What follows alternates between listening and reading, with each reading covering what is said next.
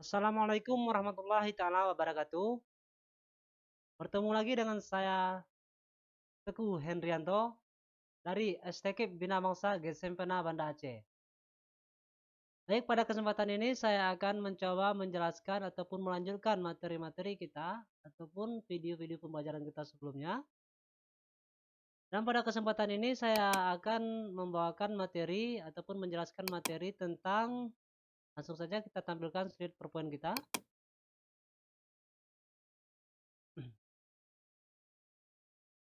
Nah, materi kita hari ini tentang teks negosiasi.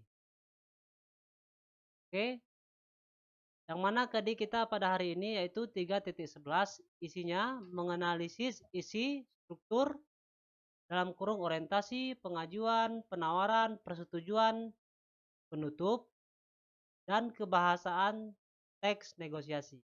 Kemudian tadi kita yang kedua yaitu 4.11, yang mana isinya mengkonstruksikan teks negosiasi dengan memperhatikan isi, struktur, dalam kurung orientasi, pengajuan, penawaran, persetujuan, penutup, dan kebahasaan.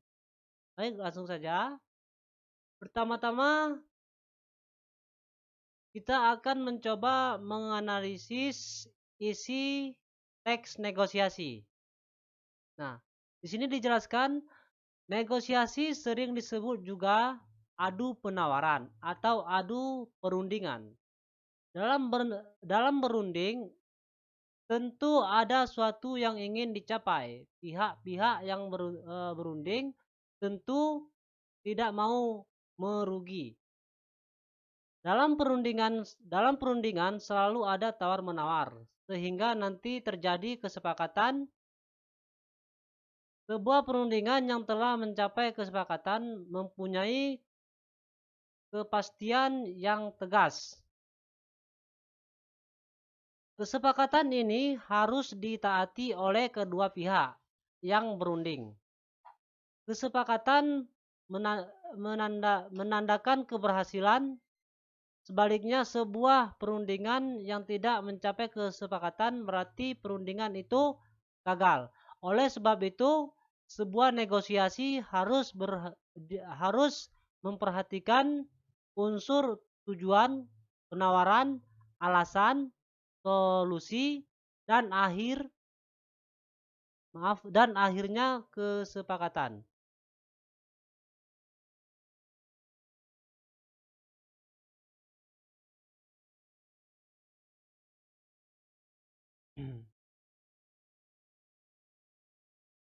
Masih dilanjutkan di tentang pembahasan tadi, masih lanjutan materi penjelasan tadi. Tujuan harus diperhatikan sebab dalam sebuah perundingan tentu ada target atau sasaran yang ingin dicapai. Supaya tujuan ini tercapai, diperlukan penawaran dengan alasan-alasan dari kedua pihak yang berunding.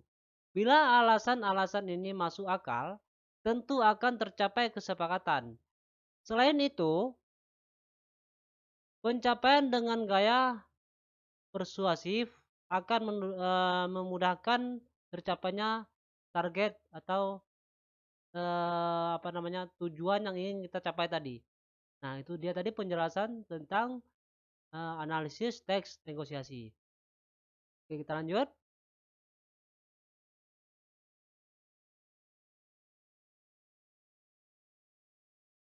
Nah, di sini saya mencontohkan ataupun menampilkan contoh teks negosiasinya, yang mana Ibu Min ingin membeli spray batik di pasar besar Beringharjo. Di pasar itu banyak pedagang grosir aneka macam batik. Oke, di sini terjadi percakapan antara Ibu Min dengan seorang penjual ataupun pedagang yang ada di pasar Beringharjo. Yang pertama, Ibu Min, beliau mengatakan, ada spray batik dengan model terakhir, Bu. Kemudian pedagang, ada model kombinasi dengan kain polos atau model tambal sulam.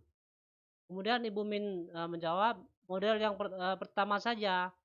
Kemudian dijawab lagi oleh pedagang, ini Bu silahkan pilih. Beberapa model spray kombinasi sudah ada di depan pedagang. Kemudian Ibu Min menjawab lagi, berapa harganya? Kemudian dijawab lagi oleh pedagang 120.000 per potong. Dijawab oleh Bu Min, kok mahal? 100.000 ya, kata Bu Min. Kemudian dijawab oleh pedagang, aduh, itu belum balik modal. Kemudian dijawab lagi oleh Bu Min, saya tambah 5.000 rupiah. Pedagang, maaf masih rugi, tambah 5.000 lagi Bu. Kemudian dijawab lagi, ya sudah 110.000, saya beli satu saja.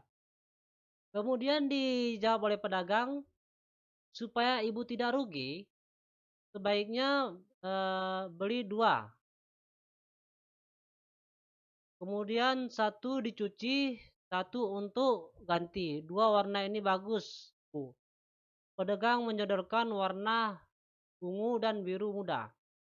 Kemudian terakhir dijawab oleh Bu Min. Ibu ini pintar merayu katanya. Oke, saya beli 2. Nah, di sini dapat kita simpulkan bahwasanya next.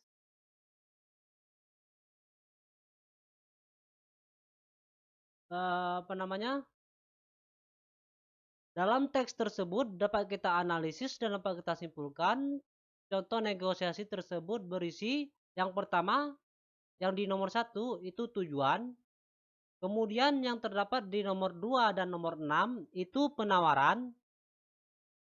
Kemudian yang terdapat di nomor 7 sampai dengan nomor 10 itu alasan-alasan.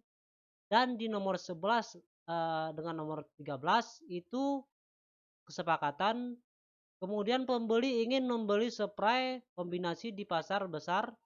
Bu Min melakukan penawaran karena harga yang semula dirasa mahal akhirnya terjadi kesepakatan harga menjadi 110.000 rupiah. Setelah setelah melakukan proses tawar-menawar. Baik, selanjutnya berkat penawaran yang persuasif dari pedagang,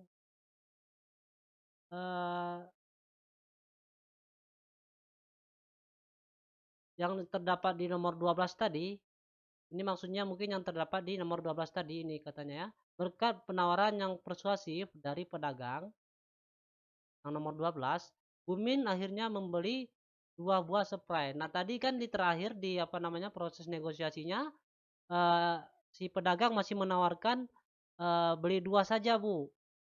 Kalau kotor 1, yang 1 bisa diganti. Nah, itu dia tadi berarti di ini itu namanya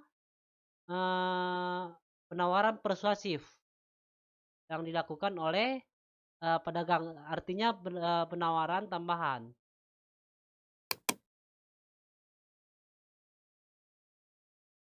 Baik, yang selanjutnya kita akan bahas tentang struktur teks negosiasi. Di sini struktur teks negosiasi ada terbagi menjadi 7, yang mana isinya yang pertama orientasi. Isinya kalimat pembuka, bisa ucapan salam, fungsinya untuk memulai negosiasi.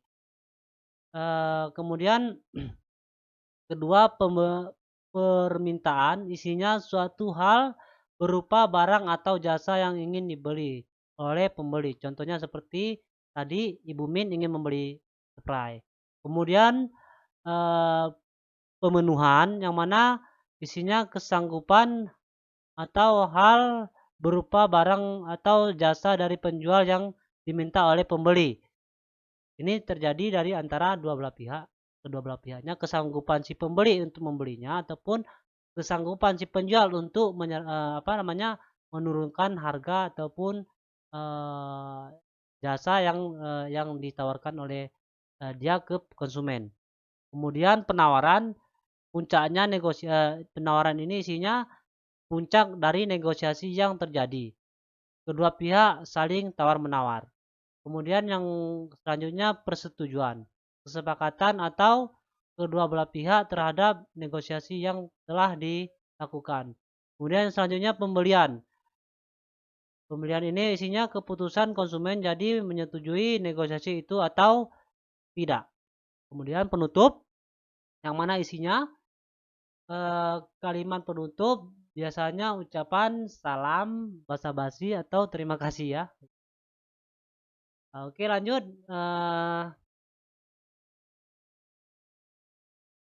Adapun poin-poin penting yang dapat kita pahami dari pembelajaran teks negosiasi ini, yang mana menganalisis isi teks berarti menyelidiki isi teks. Hal tersebut dapat kita lakukan dengan memperhatikan struktur teks yang kita analisis.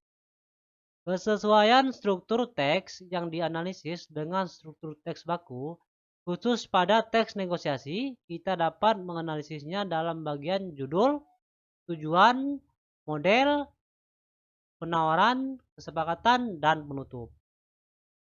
Nah, sekian dan terima kasih yang dapat saya sampaikan. Itu saja, semoga video ini bermanfaat. Lebih dan kurang saya mohon maaf. Saya akhiri billahi taufiq wal hidayah. Wassalamualaikum warahmatullahi wabarakatuh.